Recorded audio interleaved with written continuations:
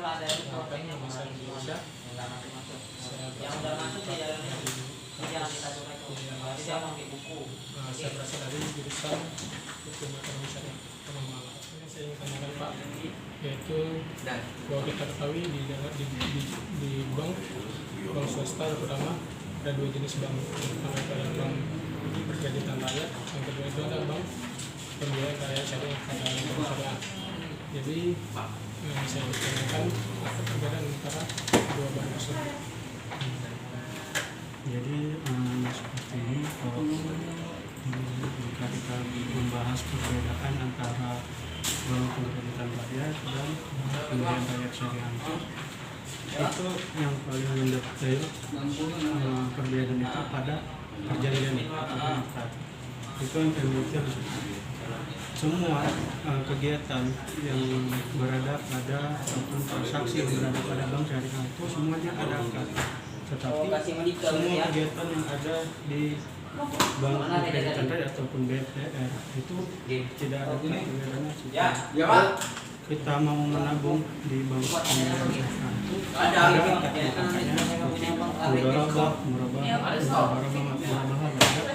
murabah ataupun wadiah. Jadi seperti itu. Sedangkan pembiayaan juga gitu, cuman tambahannya ada murabah. Jadi murabah dan masyarakat. Tapi kalau di bank konvensional itu tidak ada akad seperti itu cara bos. Pak makasih banyak Pak ya. Rezeki Pak. Mantes lah. Begitu juga dengan akad ijarah itu termasuk Pak. termasuk Konsulnya nang ya. yang berada pada BPR. Jadi bisa nggak Bapak uraikan akad-akad yang telah Bapak sampaikan tadi? Tadi yang sudah saya sampaikan untuk akad-akad tadi kan ada beberapa macam. Dia ada akad mudharabah, akad wadiah, dan akad syariah. Jadi untuk tabungan sendiri itu kita di sini memakai dua akad, mudharabah dan wadiah. Jadi untuk mudharabah itu kan pengertian mudharabah itu kan bagi hasil, di mana pihak pertama itu kan memiliki modal 100%, pihak kedua yang mengelola. Jadi kita di sini sebagai bank itu sebagai pihak kedua. Jadi yang punya modal tadi adalah pihak pertama, nasabah. Jadi seperti itu. Jadi nasabah mempercayakan dananya dimasukkan ke kita di sini dan kita kelola kembali dalam bentuk pembiayaan kepada orang-orang yang membutuhkan. Jadi setelah ada hasilnya itu kita bagikan.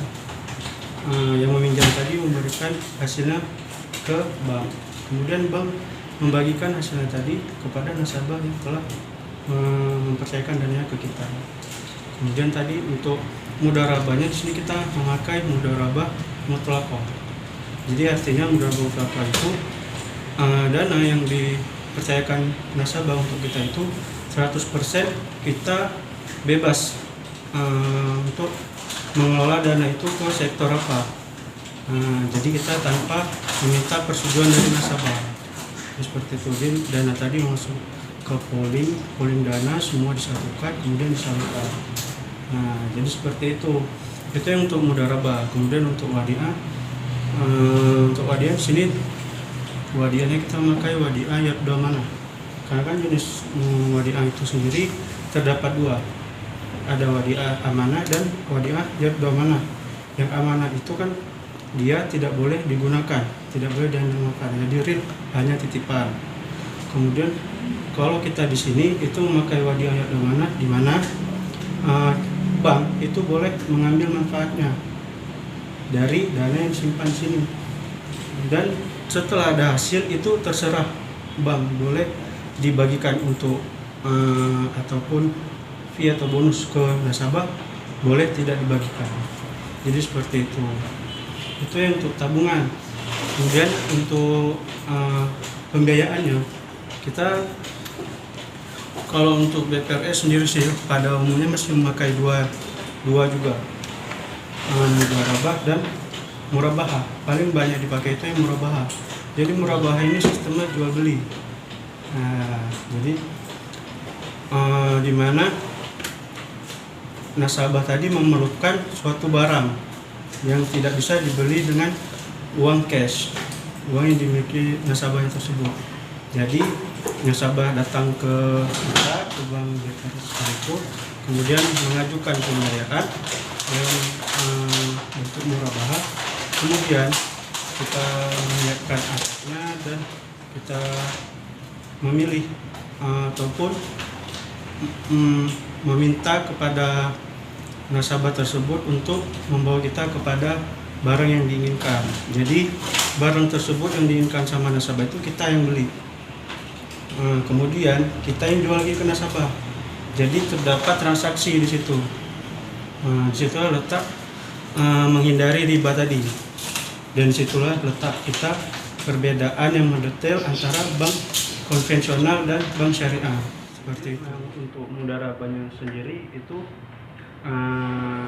berbeda dengan murabaha. Jadi kalau untuk murabaha dia kan bisa dipakai untuk jual beli, sedangkan mudharabah ini adalah untuk usaha, memang untuk usaha, untuk modal kerja. Jadi contoh itu seperti menyewa. Jadi kalau menyewa itu kan rata-rata nasabah itu panennya 4 bulan sekali. Nah, jadi nasabah setiap bulannya itu hanya diembankan membayar hasilnya saja, sedangkan untuk pokoknya itu dibayarkan di akhir beserta margin. Ya, di total semua di akhirnya. Jadi seperti itu untuk yang mudharabahnya. Jadi Pak, itu ada nggak syarat-syarat yang harus dipenuhi nasabah untuk melakukan pembiayaan di bank syariah? Tentu ada. Untuk persyaratannya seperti biasa KTP suami istri ataupun KTP nasabah dan ahli waris apabila belum ada istrinya. Kemudian kakak, kemudian fotokopi rekening pabrik, kemudian fotokopi KTP atau foto 3x4 beberapa lembar. Kemudian untuk apa kita harus ada jaminan. Jaminan jadi berupa ataupun surat tanah ataupun BPKB Honda seperti itu.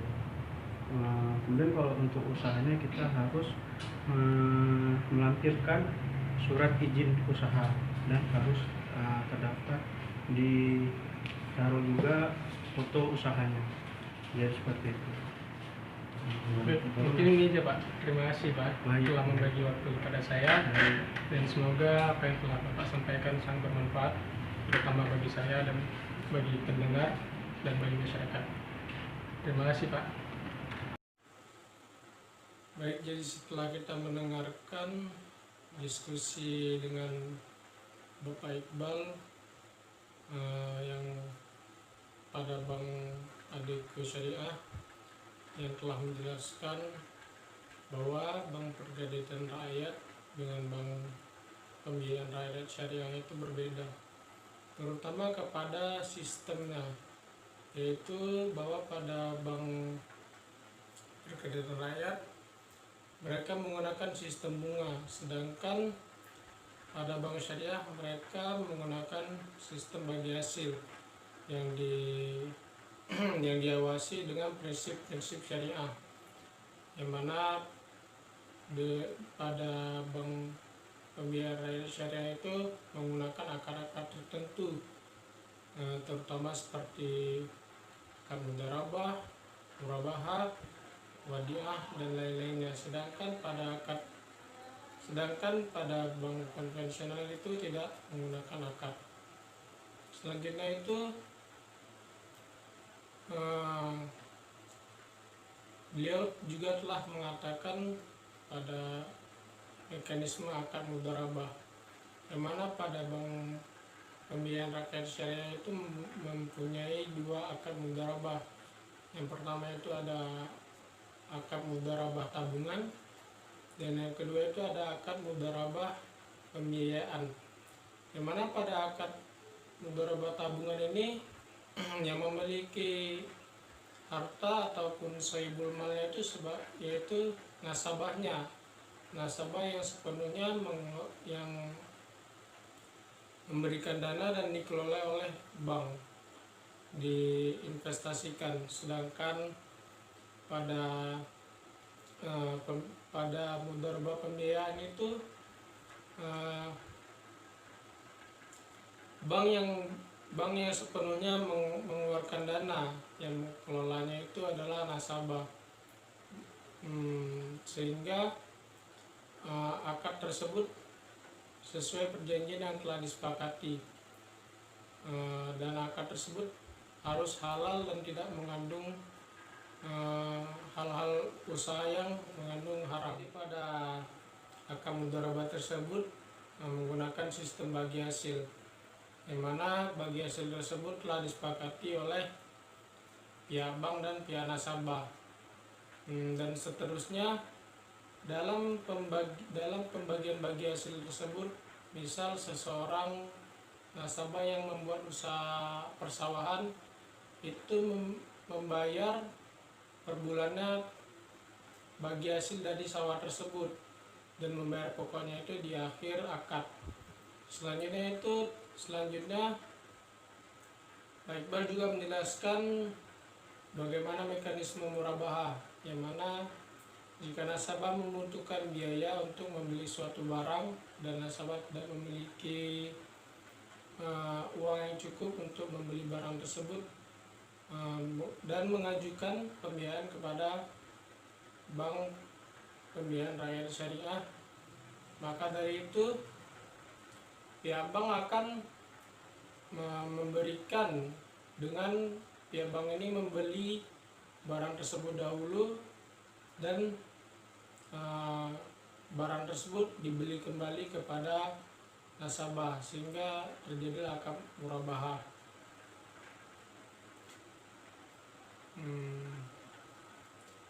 Begitu pula dengan syarat-syarat untuk membuat pembiayaan, yaitu nasabah harus memenuhi syarat-syarat kriteria yang dibutuhkan oleh pihak bank, misal sebuah KTP atau jenis usaha yang akan direncanakan, foto usahanya, kartu keluarga, dan lain-lainnya. Mungkin hanya ini yang dapat saya sampaikan. Semoga ini dapat bermanfaat bagi